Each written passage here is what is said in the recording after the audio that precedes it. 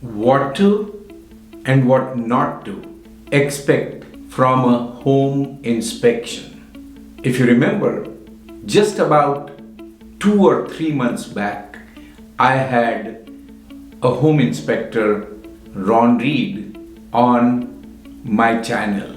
You must have watched that video. Today, I'm going to discuss what to expect from a home inspection and what not to expect from a home inspection. Hi, I'm Amol Heda with Keller Williams Bay Estates and author of Thriving Through Ownership. So, sometimes a lot of buyers, they think they should just skip a home inspection. It's useless because they don't think they get much out of a home inspection. At times, people think they order inspections and then they think that a home inspection will guarantee that the home is going to be perfect. So both the notions are at two ends. So today's video is dedicated to understand exactly what a home inspection does and what it does not, what information it brings to you and what it doesn't. So first things first, what exactly is a home inspection? A home inspection is a visual inspection of all aspects of a home by a licensed, most of the times. Sometimes there are even unlicensed home inspectors. Licensed or an unlicensed home inspector who has been doing this for a profession. A home inspection is a visual only inspection. What does it mean? They don't cut open the walls. They don't cut open the roofs, or they will not cut open to see the pipes. All they do is walk through the property and look at how each aspect of the home is looking. Structural, which is foundation, framing, roof, the entire structure, the walls, the grounds, the slopes, the concrete slabs, and everything in a house. Then they even look at the roof. They look at the plumbing. They look at electrical. They do sample test or sometimes extensively test all the sockets and switches depending on how much they would be asked to do, or sometimes depending on the number of hours that they are going to put. A typical home inspection is a visual inspection. Now, you might think, what? He's just going to walk through the property and that's going to be called as an inspection? Yes, that might be shocking, but that's what they do. The good news is that when they walk through the property, they see signs of the damage, of extensive damages or damages that will become visible on the surface. You and me, as good as we might be or we might want to be, we cannot figure out from the symptoms of what is going on with the property as to what you see around. By walking around the property, we will not be able to make out what is going wrong underneath. These home inspectors, they do about 2 to 5 inspections per day. And when they do these 2 to 5 inspections per day, for years together, it so happens that they exactly know, oh, there is a crack here. This crack could be because the house moved during a earthquake. Or they will see a crack just above the door or something, and they will know that that's just because of summer and winter expansion and contraction of the frames of the house, or is that a more deeper structural crack? So it's the home inspector who knows this and other aspects, and because of that they can tell what is going on. The home inspector looks at electrical, plumbing, the HVAC, heating, ventilation, air conditioning. looks at their ages, looks at the water heater, looks at the age of each of the appliances. They do test the dishwasher because the dishwasher is typically prone to leakage. So they do test that.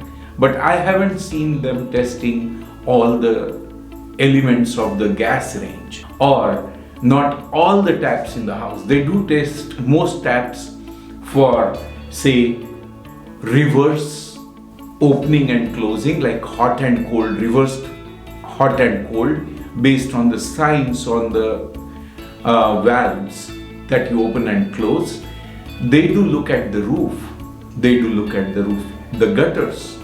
I don't know about all inspectors, but the inspectors that I work with, they go inside the crawl space, they go into the attic. So if your home has a crawl space, they will go into the crawl space, crawl in the entire crawl space, determine whether it is leaking, is there any water leak, is there any standing water under the house, is there any falling apart plumbing or corroded plumbing. So a lot of times when you have a crawl space, you will see the plumbing and all under the house. Or sometimes you see some of these elements like ducting and all in the attic.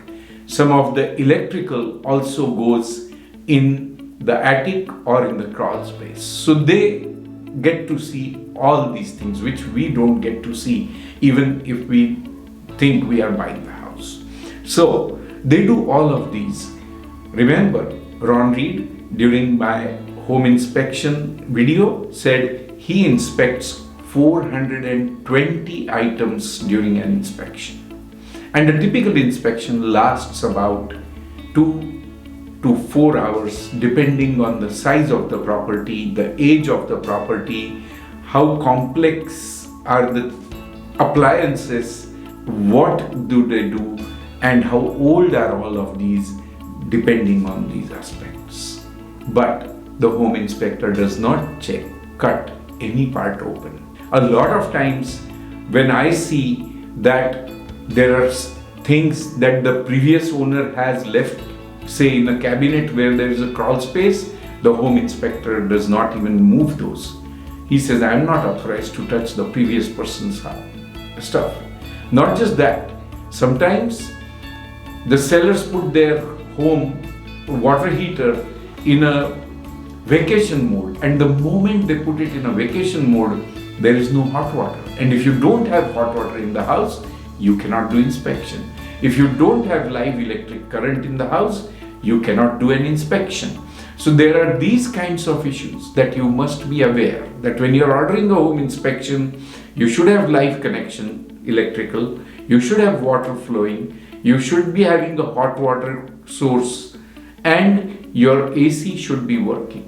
They cannot give an estimate on the condition of the AC if the temperature is below 65 degrees. They are not allowed to start an AC when the temperature drops that low in the winter. So you have to rely on your judgment or wait until a reasonable time or have an HVAC person inspect the AC. They look at the chimney, they look at the swimming pool. But a home inspector, what he is not a specialist. If there is a problem with the chimney, that problem needs to be checked by a licensed chimney inspector. If they think there is a problem with the swimming pool, you need to ask a swimming pool inspector. If they think there is something going on with the roof, they are not licensed to do the roof, but they will at least tell you by visual inspection that the roof has issues. And what you need to do is work with a licensed roofer to get that inspection done, or the contractor to get that work done. In California, based on what my inspectors have said and what I see from all the several inspection reports that I've gone over the last 2 decades of real estate practice, is they do not bid or quote repair on these items because it becomes a conflict of interest. So a property inspector will not quote for items that need to be repaired, and they cannot, by their virtue of their license for real estate inspections, they cannot come and be your contractor to fix your items. I hope this is helpful. And if you have questions or need more details, please write them in the comments below and I'll respond to those. If you want a referral for inspection and how many times you should do inspections, please go and watch my other video where Ron Reed, my property inspector, the one that I've worked with most of the times, has given his comments about it. But it's very important that you have your home regularly inspected. If not less, you should inspect your home at least every 4 to 5 years. And if you need more help, feel free to reach out to me. Do you think you like this video? Yes? Please subscribe, like, and share with your friends. Talk to you in my next one. Thanks for watching. Bye.